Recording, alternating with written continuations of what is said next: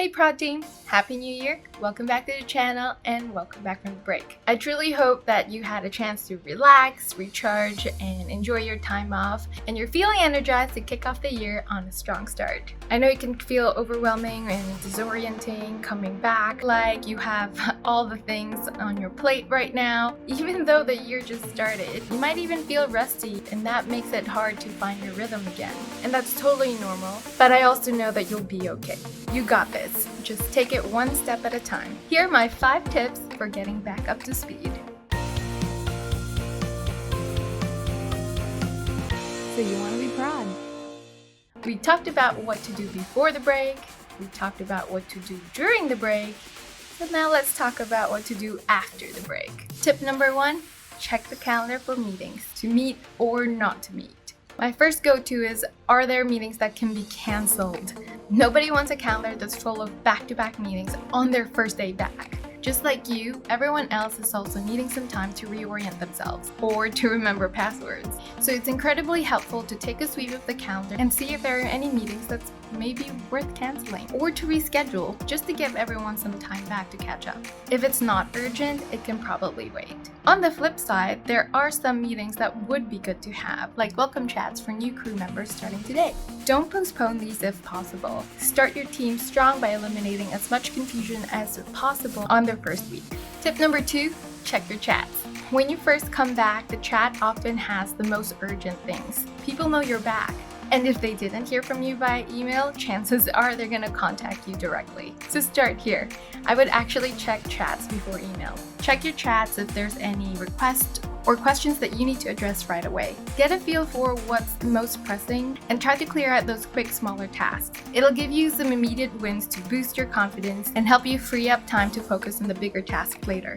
Tip number 3, then check your emails. Now that you've tackled your chats, it's time to look into your emails. But don't just open every single one and trying to respond in a rush. Take a few minutes, scan for priorities like client requests, deliverables, project updates, anything that is time sensitive. Once you flag the most important ones, start working through them in batches. You don't have to clear the whole inbox at once. If you can, try to use filters or labels to prioritize them. Personally, I'm a huge fan of the snooze button, and I snooze emails to an appropriate time or more realistic time for me to follow up on. The goal here is to get a sense of what's been going on and respond to the most urgent things first before moving on to the general updates. Tip number 4, plan and schedule. Look ahead. What are the big picture goals? Any upcoming deliverables for the week? What are today's targets? Also, what are future you problems that last year you left for you? You might want to start looking to those and schedule them accordingly. Thanks, last year you. Anyway, this is where we start being strategic. Take a moment to look at your targets for the day, your goals for the week, what's coming up, what are the milestones that you and the team need to focus on. Start with the big picture. What are your goals for this quarter or even for this month? Once you've got that, break it down into what's important in the next week or two, what needs to get done.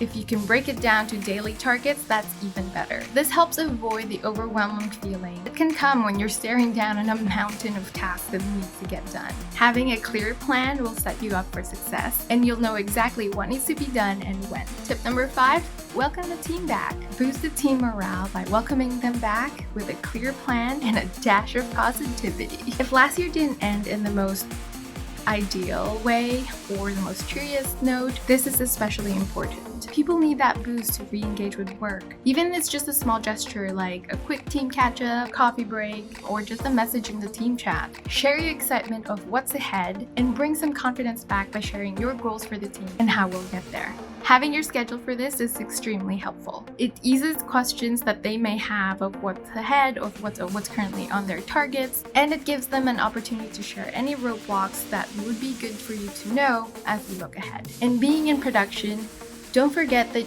you are the voice of positivity and encouragement in your department. It's good to acknowledge setbacks and even things that are not so good at the moment. If you try to hide problems, how are you supposed to solve them? As long as you also remember that your role is a leadership role. Whether you're a production manager or production coordinator or production assistant, production in any level is a leadership role. As a leader, set the tone for the year. Make sure that you're spreading good energy, whether it's with your team or yourself. As a leader, how you set the tone for the team has a big impact on how the rest of the year will go.